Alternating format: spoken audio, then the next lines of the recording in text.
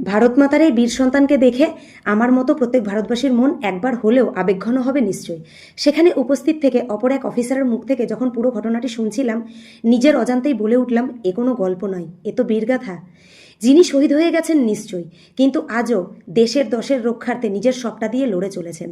আপনারাই বলুন, এ কি কোনো গল্প বলা চলে? না এটি গল্প? এ তো বীরগাথা, তাই না?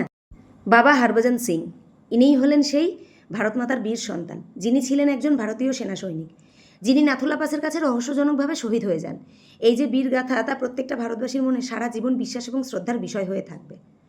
বাবা হরভজন সিং 1946 সালের 30শে আগস্ট পাকিস্তানের গুজরাওয়ালা, বর্তমানে সাদারনা গ্রামে জন্মগ্রহণ করেন। তিনি পাঞ্জাবের ডিএভি হাই স্কুল থেকে পড়াশোনা করেন এবং 1966 সালের 9ই ফেব্রুয়ারি ভারতীয় সেনাবাহিনীতে যোগদান করেছিলেন। 1968 সালে যখন তিনি টুকুলা থেকে ডঙ্গুচুইলাতে একটি খচ্চর দল নিয়ে যাচ্ছিলেন, তখন তিনি একটি দ্রুতবাহী নালায় পড়ে যান এবং সেখানেই গত হয়ে যান। কিন্তু স্থানীয়দের বিশ্বাস, আজও তিনি আগের মতন ভারতবাসীর সেবা করে চলেছেন সমানে। সেখানে গিয়ে যখন আমরা পৌঁছালাম, সত্যি ভীষণ ভালো লাগছিল। এই হলো বাবার মূল মন্দির, নাথুলা পাসের কাছেই অবস্থিত। যে অফিসারের কাছ থেকে আমরা শুনছিলাম, তিনি বললেন এখনও কিন্তু বাবা প্রত্যেক দিন ডিউটি করে চলে যাচ্ছেন। সত্যি ধন্য ধন্য এই বীর সন্তানের প্রতি।